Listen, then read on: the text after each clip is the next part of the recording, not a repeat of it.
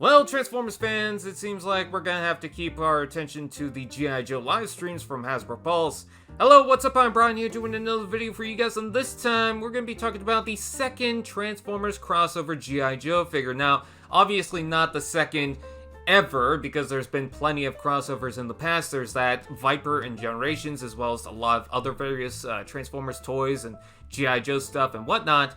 But for this current line with the crossover series, this is the second, coming off the Megatron Hiss Tank. This is Bumblebee, and he'll be able to transform into the A.W.E. Striker, if I'm not mistaken. I'm not huge into G.I. Joe. I know about it. I like some of the vehicles, but I don't really have anything G.I. Joe related other than something that's from Transformers already. Like I said, the Viper figure. Anyways, this is a pretty cool box setup. I like how it slides open, revealing a more select style packaging inside with the crossover label on the top there in Hasbro. I think it looks kind of nice. Anyways, let's go ahead and take a look at the toy itself. Now, taking a look at the alt mode, I had just realized something, that the Dark of the Moon Sandstorm Human Alliance figure seems very similar to this. I'm not sure if that's the inspiration, but funny enough, that also came with a human character.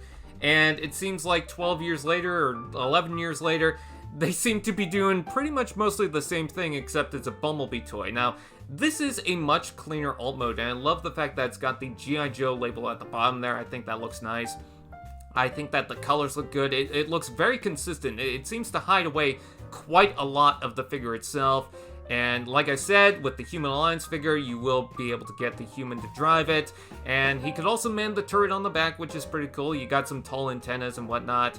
Yeah, it does look pretty nice. You know what the front section really reminds me of is the RC car from Toy Story. I'm not sure if anyone else gets that. It seems like an offspring from that.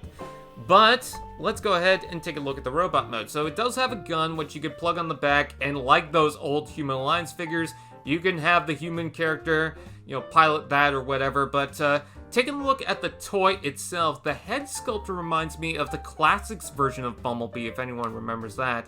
It's definitely a very chunky toy, being that a lot of the Bumblebee parts seem to be exposed or open up in the robot mode, so everything kind of hides away, so there's a lot of panels going around. You can even see the IDW Springer wings on the back there, which is kind of funny, and then this big block that kind of hangs off its back. But I think for what it's worth, it's not too bad. It could have been a lot worse if they really wanted to go at the Bumblebee design, but it just seems like the arms are exposed, and then obviously you got the head. So it's not like the Bumblebee figure is really taking over the design of this, and you know, they just had to tuck away everything and hide everything to make a perfect Bumblebee. No, they're really getting into the fact that this is a blended toy. And you know what it also reminds me of is the Studio Series Bumblebee that was based on the World War II figure. So, with that out of the way, what do you guys think? Are you excited? Please comment below, let me know. Please like, comment, share, subscribe, and all those fun dudettes, and I'll see you guys next time.